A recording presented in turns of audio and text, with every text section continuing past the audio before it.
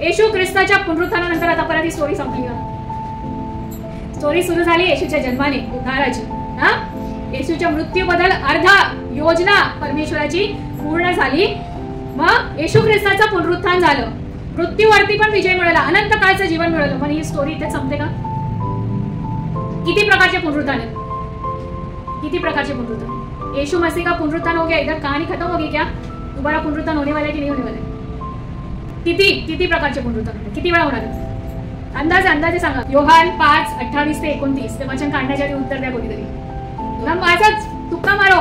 1, 2, 7, 10, 12 किती? 2 होणार आहे. तर ते 2 पुनरुत्थान काय आहे ते आपण बघू. येशू ख्रिस्ताच्या पुनरुत्थानावर देखील ही स्टोरी संपत नाही. अजून पुढे 2 प्रकारचे पुनरुत्थान होणार आहे. तर ते 2 पुनरुत्थान काय आहेत ते आपण आता बघू. योहान 5:28 ते 29. कशाच्या पुनरुत्थानासाठी? जीवनाच्या पुनरुत्थानासाठी. तर पहिलं रेझरेक्शन कोणतं आहे?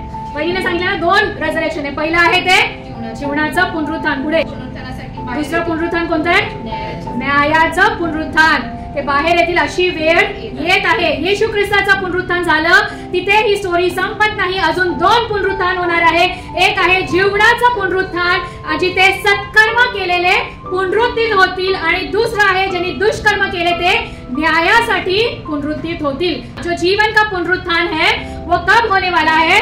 तर जो किती सण झाले आपले? किती झाले? 4 झाले. 4 मी काय म्हटलं? पूर्ण झालेले आहेत. बाकीचे 3 ते उरलेला तिसऱ्यातलं 5वा सण कोणता आहे? ज्या वेळेस कर्णा वाजेल त्यावेळेस काय होईल? आपण उचलले जाऊ. जे जिवंत आहे त्यांचं रैप्चर होईल. और जो सत्कर्म करके जो मरे हुए हैं, वो प्रथम फल है ना, मरे हुओं में से जी उठने में का वो प्रथम फल है. तो जो बाकी के लोग जो यीशु मसीह में सो गए हैं वो क्या हो गए? ते जीवनाच्या पुनरुत्थानासाठी, जीवन के पुनरुत्थान के लिए क्या हो गए? जी उठेंगे ना. So that is the first resurrection. अभी जो 2 और पुनरुत्थान होने वाले हैं उसमें से फर्स्ट जो है तो जीवनाचा पुनरुत्थान आहे. ज्यावेळेस तो कर्ण वाजेल, तर तो फीस झालाय का करण्याचा नवीन करारात? तो व्हायचा बाकी आहे. त्याच्यासाठी आपण सज्ज राहिलो पाहिजे की ज्यावेळेस तो कर्ण वाजेल, आपण जर जिवंत आहोत, त्याच्या विश्वासात आहोत, उसके ऊपर अगर हमने विश्वास रखा है तो हम क्या होंगे? जिंदा ही उठाए जाएंगे. और जो यीशु मसीह में जो मरे हुए हैं, वो सोए हुए हैं, वो उस जीवन के पुनरुत्थान के दिन उठाए जाएंगे. और उसके बाद आएगा न्याय का पुनरुत्थान. जब न्याय करेगा परमेश्वर, यीशु मसीह जब न्याय करेगा, तब जो बाकी के जो है, जो मरे हुए लोग हैं, जो विश्वास में नहीं थे, वो क्या होंगे? न्याय के पुनरुत्थान के लिए. That is the second resurrection. उसके बारे में हमको दानियल की किताब भी बताती है. दानियल की किताब 12:2.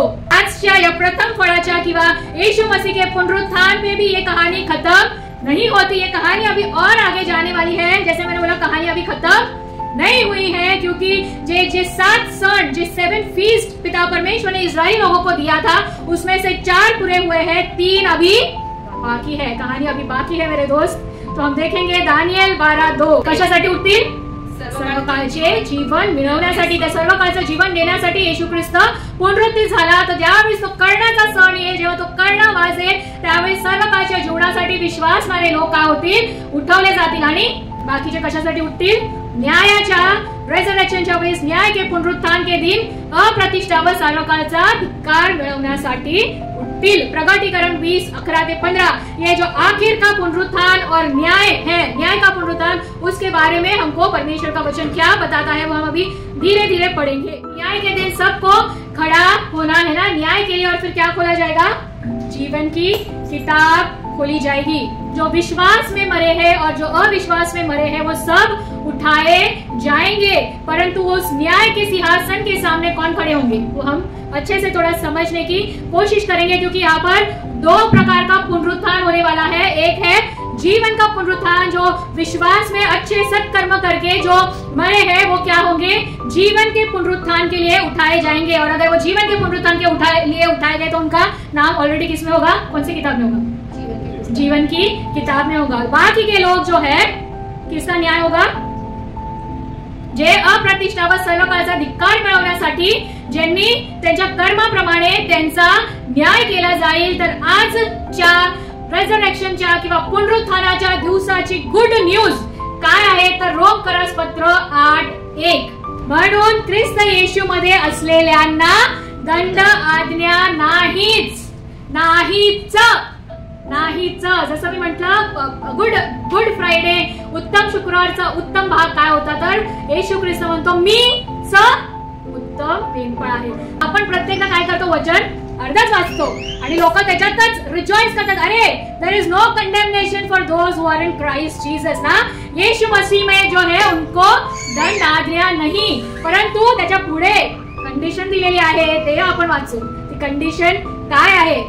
जीवनाच्या पुनरुत्थानासाठी आपण उठवलेले जाऊ आणि जर जीवनाच्या पुनरुत्थानासाठी आपण जर विश्वासात मेलेले आहोत तर आपल्याला दंड आज्ञा नाही, आपलं नाव त्या जीवनाच्या पुस्तकात असेल.